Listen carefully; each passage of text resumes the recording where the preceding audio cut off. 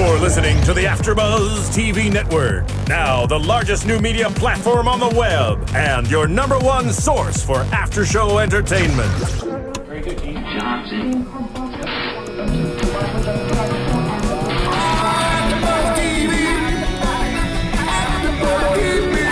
From the AFTERBUZZ Studios in Los Angeles, California, presented by Maria Menounos and streaming live thanks to Akamai Technologies, this is AFTERBUZZ TV's Extant After Show. We'll break down tonight's episode and get you all the latest news and gossip. And now, another post-game wrap-up show for your favorite TV show. It's AFTERBUZZ TV's Extant After Show. Aww. So pleasant. It's so sweet. Baffled. Ooh, that was loud. Hi. I'm Adrian Snow, and right next to me is the wonderful Tauri Miller. Oh, shucks. Oh, you know how I do. And that is the theme song to E.T. We are hosting the 5th episode of Extant. What on earth is going on? Sorry, I got a little British right there.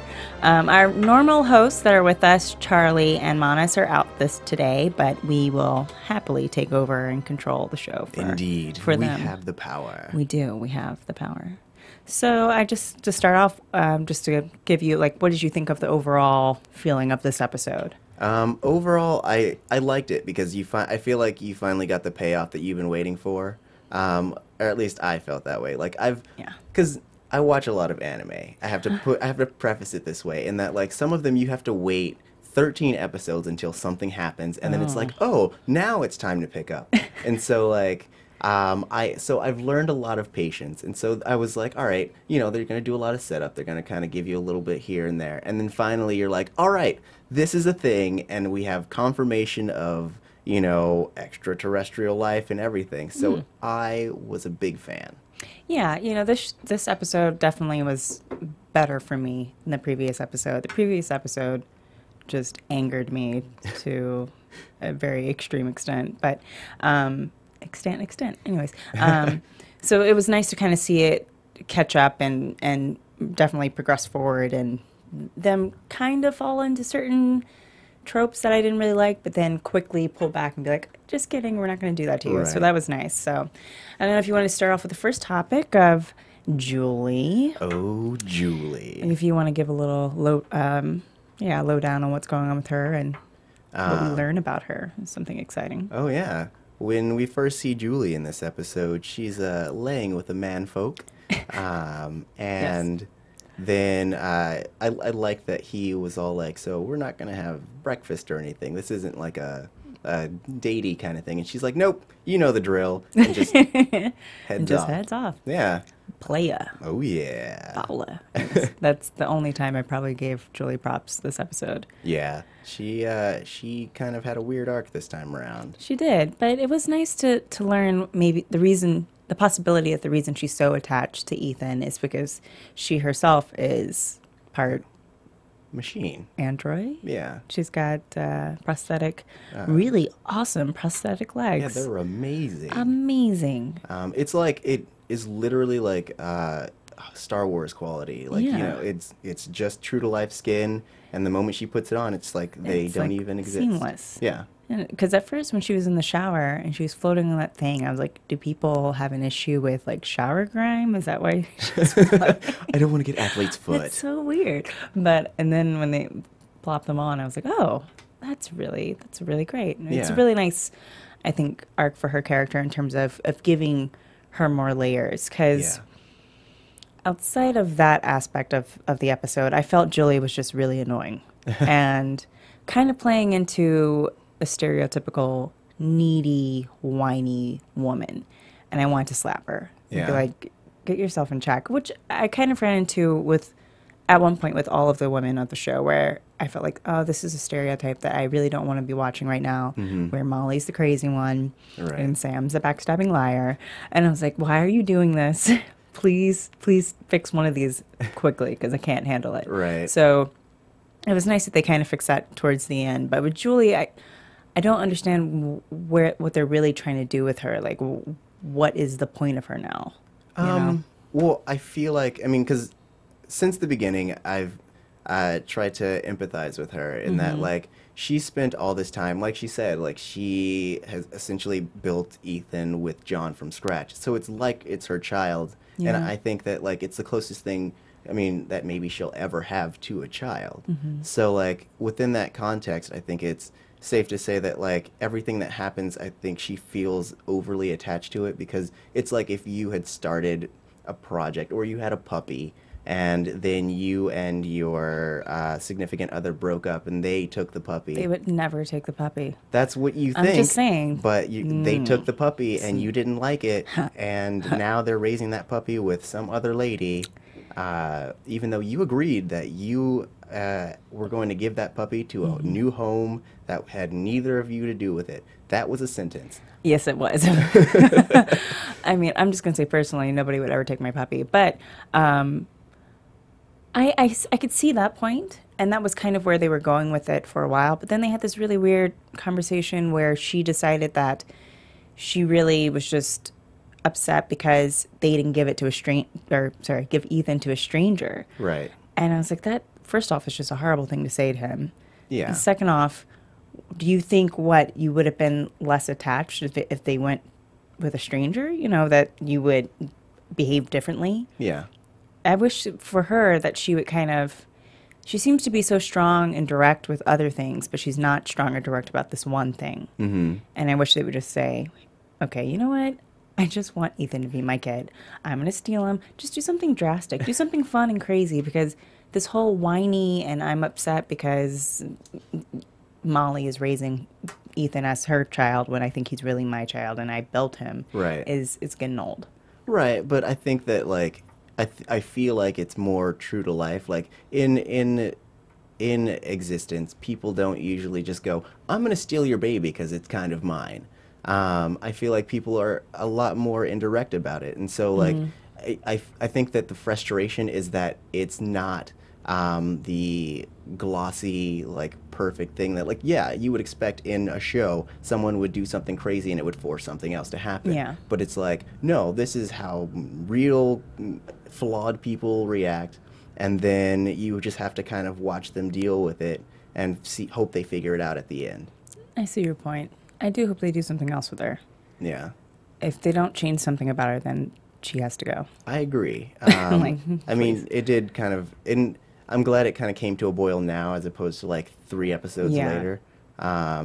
So I'm glad that that's out of the way, and she knows where she stands. Yeah. And we know that, like, either she's going to disappear or something else is going to happen. But yeah, I did like that John kind of just like, let me just break it down for you. This is how it's going to be. We were never partners. right.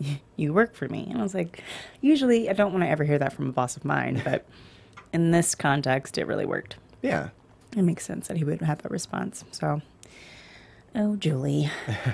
No. I know you're Meryl Streep's daughter, but they got to give you better writing, girl. Yeah. Maybe she'll take off. Maybe she'll get, possessed by some aliens. That would be cool.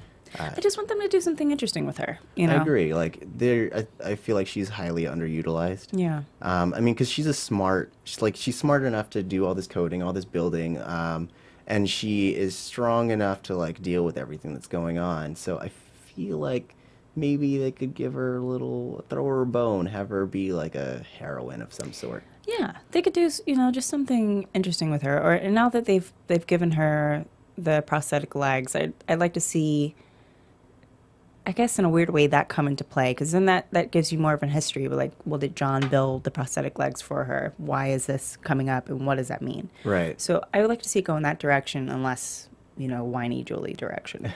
Yeah. So we'll see. Hopefully we'll get some backstory on, like, how that came to be. Yeah.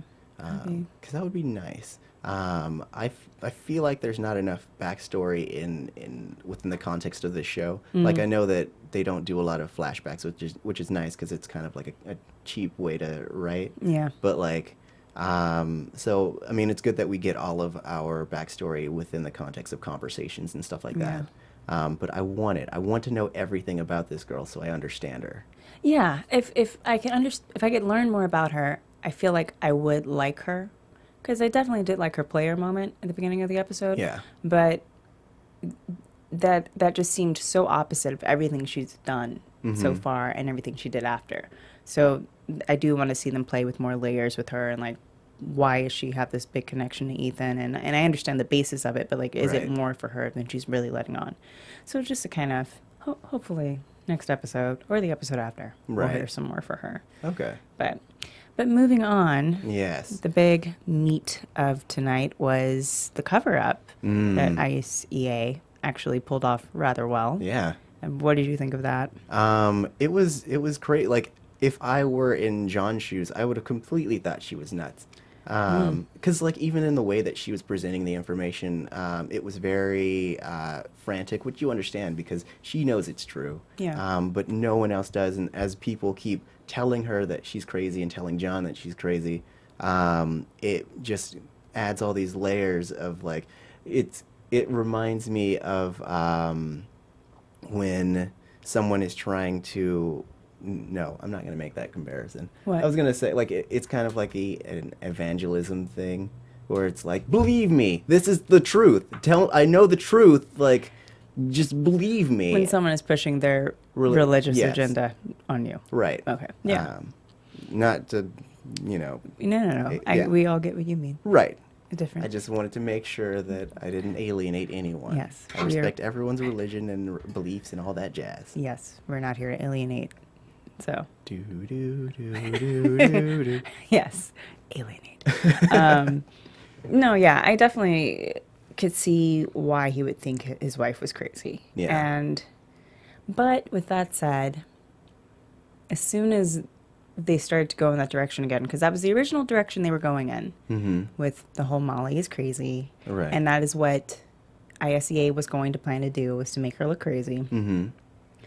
I was like, I can't do 2-3 episodes of them making her look crazy and nobody believing her. I can't do that. Yeah. It's a very common thing. I've seen Gothica, okay? I've seen Gothica.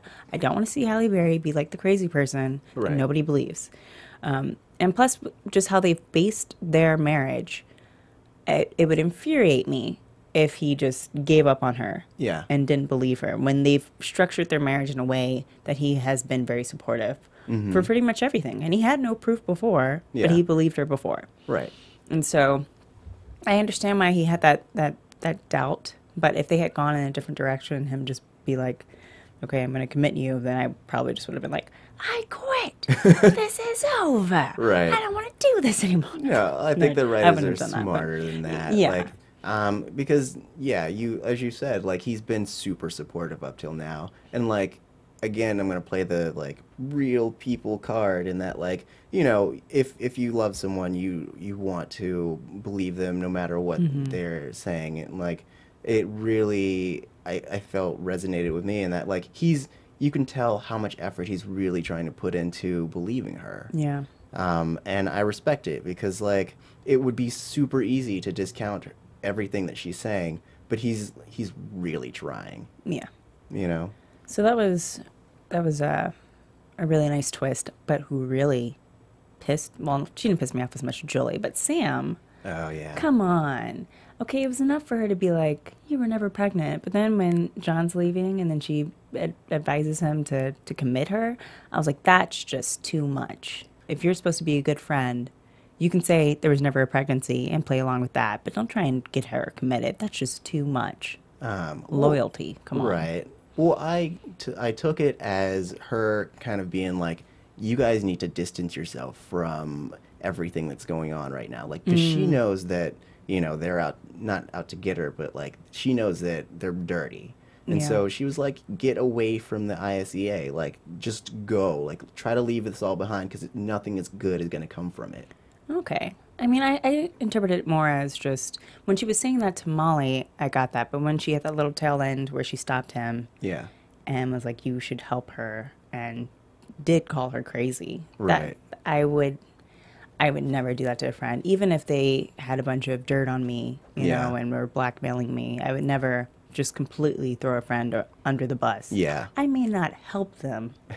I mean, I would hate to think that I'd ever be put in a situation like that, but I wouldn't, you know, just be like, well, I have to destroy you or else this really ridiculous thing that they suddenly decide to come up with in the writing room is going to happen. Sorry, I hate that storyline, but anyways. Right. I mean, yeah, the whole like brother thing was kind of a weird curveball. Yeah. I think it kind of, because I remember Sergio mentioning, he's like, you know, everybody has secrets. Yeah. So I think it's within that whole realm of everybody has to have some little piece of information that makes them, you know, not perfect or whatever. Yeah. And so that was hers, which, you know, I guess makes sense within the confines of her being a doctor and trying to help someone that she loves and stuff like that. Yeah, I think they could have given her a better secret. If you're going to give everyone a secret, Yeah. then give them really strong, you know, founded secrets. That's just kind of, that's something that they do in every single procedural show I've ever seen. Right. Well, we have your brother that we haven't really talked about until this very moment, Mm-hmm. and we will use him against you. It's kind of just like, oh, don't do that. Right. So that was a little frustrating, but. Well, what kind of what kind of secret would you have wanted? You know, I like when a secret is something that pertains to you. Okay. When it's something that directly affects you. Now, sometimes it is stronger when it's a secret about someone else. Mm-hmm. But I think when it's something that's directly to you, that can damage you in a certain way, or could be life-threatening to Sam in a certain way, then if she chooses to sacrifice herself, then that's a stronger thing for me to respond to. Okay. If she gives into the blackmail at first, and then has a secret and decides to sacrifice herself and the secret in order to help her friend in the end, that's a stronger move than someone sacrificing herself, you know, Like for her someone else. for her brother's secret, which didn't really come off as something that was incredibly strong to begin with, or incriminating. Right. Yeah. So it wasn't, I can see how she, you know, would be concerned and frustrated, but I think it's something, the secret that they have is easily resolvable. I think, you know, if enough people find out about it or whatever. Yeah. So it didn't really work for me. Okay. But, yeah. All right. Yeah, I kind of personally, I would have wanted it to be something like, you know, she euthanized someone, or like, something where it pertains to her, and it's more of a threat to her. Right. You know. Though to counter it, I would say that having someone else there, it makes you go beyond like, oh, you know, she's being self-centered by, you know, keeping her own secret, but it's like this also affects her brother, so it kind of adds another layer to it. I see that as well. I know. I see that as well. I'm playing the devil's advocate. I know you are. I know. But who knows? But on top of that, just the overall cover-up of the ISEA with the pregnancy was very smooth, with the whole shocking of Ethan and then pretty much wiping him out and then changing her blood. And then they also introduced the character, the doctor played by the Scandal actor Joshua Malina. Yes. Dr. Beck, I think was his name. I believe so. That's what it sounded like. And I assume that they're taking this actor who does have like a rather large reputation on TV at this time, because he's going to recur. I would hope he would recur. I mean, he is doing Scandal, so I don't know. Right. They're done shooting, so I assume he's going to have more than one episode. But I mean, there's a chance. I mean, because they did return to the hospital. Yeah. I mean, and even if not, I mean, because the show has a pretty wide, big cast. I mean, they got Lou Gossett Jr., and who knows how long he's hanging around. Yeah. You know, and Halle Berry is also She's pretty well known. fine. Yeah. Oh, yeah. We I- can't go an episode without mentioning how If fine we say she Halle is. Berry, at least one of us has to say That's she's true. fine. Yeah. It's fine. We'll just continue to fine do that that. she's fine. It's tradition. No, yeah, they definitely have some really great guest stars that come on the show, maybe only for 1 or 2 episodes. Yeah. But I got the sense that he was doing something to aid the ISEA. Just with how they were kind of setting it up. It just seemed like Maybe not. Maybe I'm completely wrong. But in terms of being able to change over someone's blood like that, yeah, I really want them to explain how they pulled this off, because that's just ridiculous. That there's no evidence of her being pregnant. I mean, they put a laser on her skin, right, and cut her open. Yeah, and there is no evidence of that. Like, they cut open her uterus, yanked out a baby, sealed her back up, changed her blood out, so it doesn't look like she was ever pregnant. Right. So, well, I mean, he might play into that. I think. If he is under their thumb, I mean, that could have been a picture of anybody's uterus. I mean, if he could have told her anything, and it would have just been like, that's what it is, because I'm the doctor, and there's no way for you to tell me otherwise. And that was another thing where, when John went into the lab and was like, can you do a blood test? And he refused to do a blood test. That just kind of rang odd for me, because you're right. He could have put anyone else's. He could have programmed it to have someone else's uterus pop up or whatever, or have like some generic, high school uterus thing pop up. Yeah. So why was he resistant to that? And why was he also pushing this whole idea that has some type of psychosis, or, know? So I'm curious to see what they're doing with that. And I'm curious to see how big they're going to, have this cover-up be, how far it will go, to the point where she can actually trust no one. Like, she can go to the grocery store, she can't trust anyone. Full-on Stepford Wives type of deal going on. Right. And so, that'll be interesting. Yeah. Oh, ISEA. Bad people. Since I wasn't here and couldn't talk about this, I thought her father was in on it.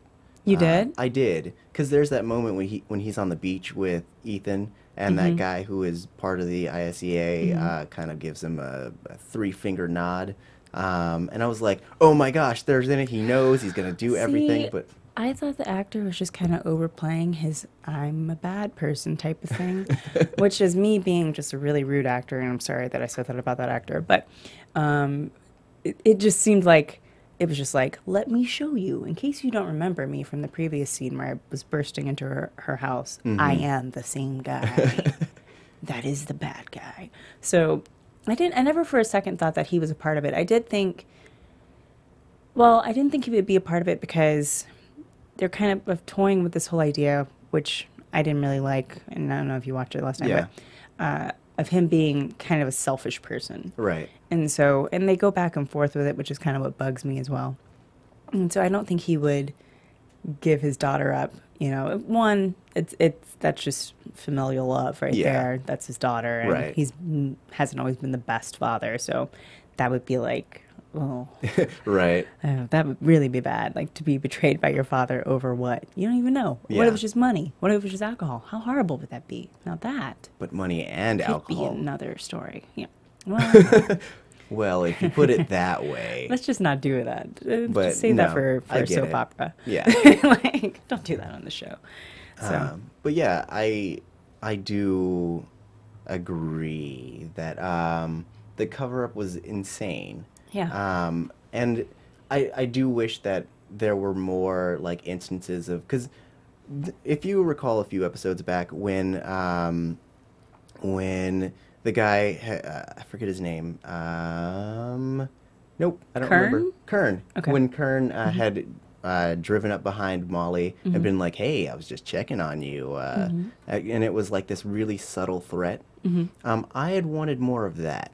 Like, just kind of them reminding her that she's under their thumb. Yeah. Like, just kind of being like, we're always watching you. But I guess if that were the case, it would be harder for them to pretend like there was never a pregnancy.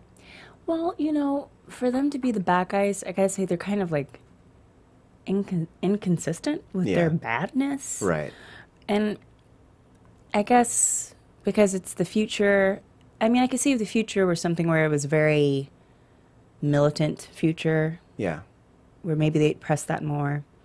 But sometimes they get so dopey. Like, they pull off these really, great moves of them sneaking in and zapping Ethan and snatching her and performing a C-section in the span of 6 hours and having her returned like nothing happened. Yeah. Which is crazy. I'm just going to say it, badass.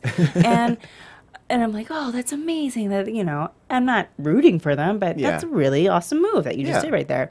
And then they forget, then they didn't catch the blood on the towel, and then he kind of threatens her, and then they lose her. Right. So they're like bumbling bad guys, which is just like some really bad Bruce Willis film from the 90s Right. sometimes. Well, you can't have them be like these super, like, as if they were as efficient as we would want them to be, like she would. I mean, the smartest choice would be to kill her in some way. But Yeah, I mean, if we're being real about it. yeah. But they got to have some ways of letting her slip through. Otherwise, we wouldn't have a show. It would just be her in some loony bin, True. and then she'd scream, and we'd pan out, and then the show would be over. It'd be Gothica. No. It is one of those things where I forgive the fact that sometimes they're just really bad at being bad. Yeah. Because, and this is going to sound mean, but because they're scientists Mm-hmm. and they're not actual, like, government people. Right. You know, this isn't what they really do. Yeah. They just happen to be some scientists who are trying some crazy thing with aliens. And so that's pretty much why I forgive them for their kind of Right. dopiness on occasion.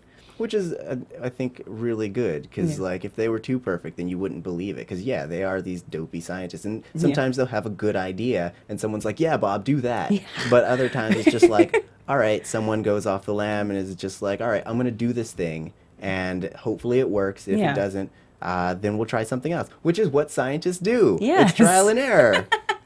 Perfect. Yeah. They apply that to every aspect of their life, including espionage. It's awesome. And so, but to get on that point, Molly does have a discovery.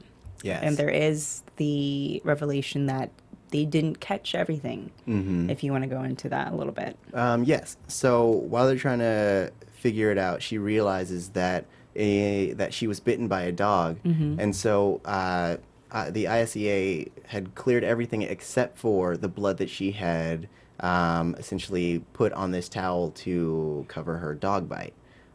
So then it becomes this super cool heist scene where she goes to the lab to get it tested while John distracts the doctor. So it's that classic distraction, cut back and forth. Is she going to get caught? Is she not going to get caught? I mean, you know she won't, but Right. it was a nice little move. I did like that kind of typical move. That's always fun to see, you know. Right. Builds the tension. Yeah.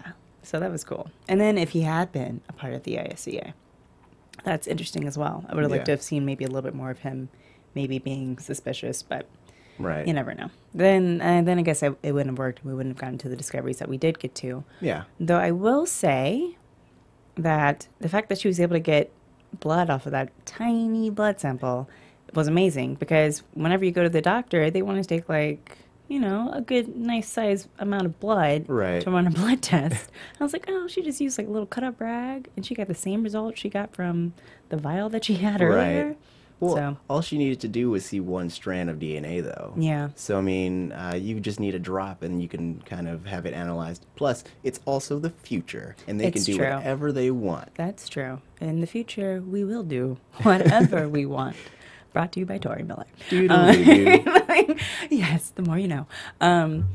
No, it was, with the blood sample, it was nice to see them, it was confirmed. Yeah. So there was no denial that there was a pregnancy. Because in truth, it's right. They could have, at any point in the episode or the previous episodes, basically not made her pregnant. Yeah. I mean, we'd seen the ultrasound, but even still, there could have been like some fluke or something. So Right. it was nice to see it and to also have it confirmed for John that he saw the DNA and that he sees that she did have some type of fetal blood in her at one point. Yeah. It was sad Yeah, I was that gonna he say, realized it's it not wasn't his him. baby. It's not, you are not the father. Sorry, John, you are not the father. There But are going to be memes of that all over the internet. It's just going to be him and gifs of just, you are not the father. Well, that's how it goes. Sometimes in life. But the blood, though, the DNA strand they showed that was like the unknown origin, Yeah. was scary. Did you see that thing had like little Yeah. spikes and fur on it? What was growing inside of her? Like, what is this baby gonna be? Will it just bulk out and hulk out, Yeah. and have like fur and spikes? I don't know. That'd be That was awesome. creepy. Yeah. But so that was something that they confirmed. What, you're gonna say something? Oh, it looked like fungus. Yeah. So, I mean, which kind of plays into what happens later. Yeah. So with that, Molly, once they had the DNA test, and she realizes that the ICA is probably going to make her look crazy, she does what sane people should do when people call them crazy and go, "You're right. I'm totally acting crazy. It's my mistake. I'm gonna straighten up and fly right." Which is what you should do if people ever call you crazy. You should just confirm it, because if you know you're crazy, by definition, you are not crazy. If you can say, "I know I'm crazy," you're probably not crazy. So, so she goes back to work, and she's with her assistant, and she does a really cool move with some music playing and leaning in really close to hear what they're talking about. And what do they end up discovering from the mission? Well, they had been studying the samples that she was doing experiments on the shuttle, and then apparently at a certain point, I forget, it was like 6,000 miles out. All the earthworms had died. They didn't know why. It was something that had happened before, but they also couldn't explain it. And the only two options were that either Molly contaminated the samples before she left, which, as he said, is impossible because she never makes mistakes, or something else was going on. So he created an algorithm that was essentially a filter that showed different spectrums, and he called it, what was it, Danny 5? Which I assume is some kind of reference. You know, I love when they introduce like the really nerdy scientist. I always love that. I'm like, yes, finally, he is here. He has arrived for the show. Science. Yeah. Yes. Go ahead. Sorry. Oh no, it's fine. And then, so he applies the filter to the samples that were taken at about 6,300 miles out, and it shows essentially a flowing stream of spores they move at a faster electromagnetic rate, so they can't be picked up by any of their sensors. Yeah. Can I just say that it's kind of gross that they are alien spores? When he said that, I was like, oh man, that's the alien? Some spores? That's gross. But that's just me being really girly about it. But no, it was a nice confirmation that there was something on the ship with her. And it was nice to kind of see it not be some big head alien with big eyes and green skin that's really, you know, moving in a different algorithm that can only be seen. So based off of that, Molly has a really good idea of taking the camera, which we kind of forgot about, the little camera that she had when she was dealing with Marcus. And they kind of just had it happen, and then we never really touched back on it. I remember the first episode, we were like, what are they going to do with that? Why has she not talked about this camera? But they brought it back for this one, and she ran the algorithm ran the camera through that algorithm, and we discovered that Marcus... It was a wave of spores. A wave of spores. No, I think disgusting. You could see like a human shape in the giant wave. Did you see that? I felt like I did. Okay. Like it was kind of like it would wash over, and within the negative space of where the spores were, you could kind of see a human figure. So which would kind of explain what she saw. Maybe they were filling in the space on the outside, which also them being spores kind of explains the brain anomalies that they had seen. So maybe that it's attached to her brain. Yes. Yeah, for a second there, I thought they weren't going to show us what they were seeing on the screen when she and John were looking at it. And I was going to get so angry. I was like, if they black out right now, I'm just going to start crying because I really want to know. Just get to the point. Don't hold this away from us. So when they did that, it was really great to see that it was confirmed, and that it does explain a lot of why they come back acting a little different, why maybe they are having hallucinations, if the alien spores are kind of taking over their brain in some way. And so, sorry, no, go for I just remembered that speaking of hallucinations, at the very beginning of the episode, we see one of Molly's hallucinations, which was her at the essentially doing normal morning resident stuff, and then Marcus shows up. And that scene is almost completely mirrored at the very end, where she goes to get Ethan a thing of water. Orange juice, because I don't know the difference. It's okay. One has vitamin C, one doesn't. Right. And I liked that was it was a good mirror in that, like, it kind of gives you this notion that maybe there's a precognitive feature to the thing that's in her brain. Yeah. I mean, I could see that, definitely. I mean, it was a very interesting hallucination of her being, looks like almost 9 months pregnant. Yeah. And having this life with Marcus, and then them getting into the car accident, which did kill him, and then finding his dead body in bed. It was like, whoa, what is going on? This is some serious hallucinating right now. But, yeah, just going off of that, oh, we didn't touch on Ethan's fine. I guess we should just... Ethan's fine. He totally doesn't remember what's going on, but I think he's lying about that. But I think he's keeping it a secret. I mean, maybe. But what would it serve him to keep the secret? Well, if we know what Ethan believes about secrets, if he believes that you have them to avoid hurting people... then maybe he thinks, or because you don't want to scare them, then he might not tell them what he remembers because he doesn't want to scare his parents. Okay. He doesn't want them to think that anything's wrong, especially if he thinks that the reason those men came were for him or that he did something wrong. Right. Then he might keep it as a secret. Yeah. So we'll see. And he's so intuitive, you know. I'm sure he has figured out some stuff that they haven't even touched on. And he'll have some big revelation 2 episodes down that'll be like, what? Right. Look at Ethan. But, yeah, so, I mean, overall, I really liked this episode. I really enjoyed it. Yeah. I really thought that they kind of had a nice flow with everything. Nobody really angered me except for Julie, which is always a plus.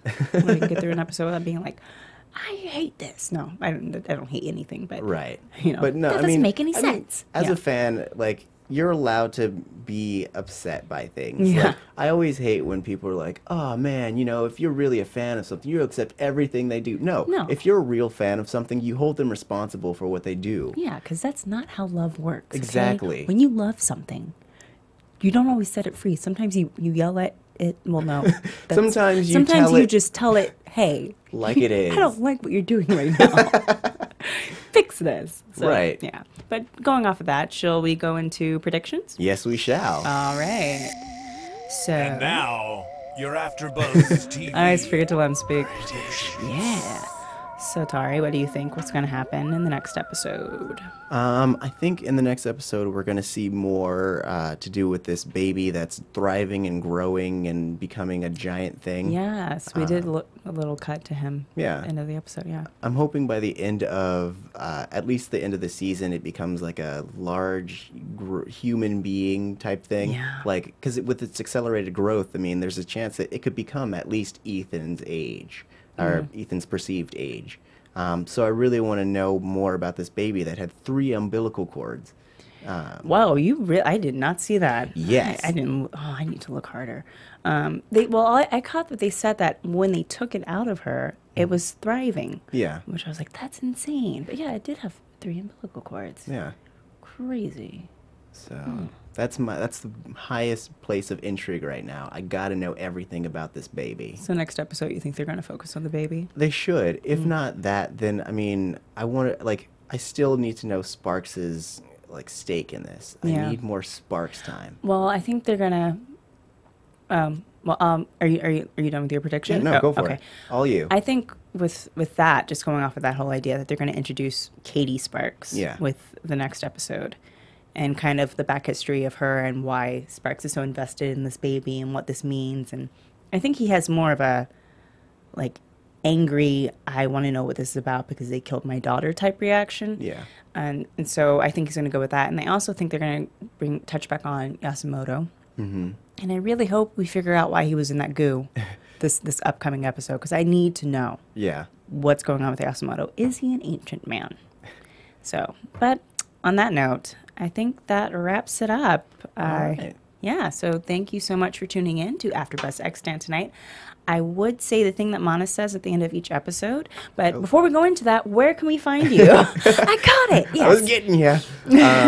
You can find me on Twitter at TauriJ. That's TaurijAY. You can also catch me on the Dominion panel, the Sword Art Online panel, and the Legend of Korra panel. All right, and you can find me on Instagram and Twitter at Miss Adrian Snow. And I think that wraps it up for us, Tauri. All right, thank you so much for tuning in. Thank you. Yeah. From executive producers Maria Menounos, Kevin Undergaro, Phil Svitek, and the entire AfterBuzz TV staff, we would like to thank you for listening to the AfterBuzz TV network. To watch or listen to other after shows and post comments or questions, be sure to visit AfterBuzzTV.com. I'm Sir Richard Wentworth, and this has been a presentation of AfterBuzz TV. Buzz you later. The views expressed herein are those of the hosts only and do not necessarily reflect the views of AfterBuzz TV or its owners or principals. Thank you for watching AfterBuzz TV on YouTube. For more of your favorite after shows and interviews, subscribe to our channel here, and be sure to share your opinion on the episode in the comment section below here. We'd love to see what you guys are buzzing about. Thanks again. Buzz you later.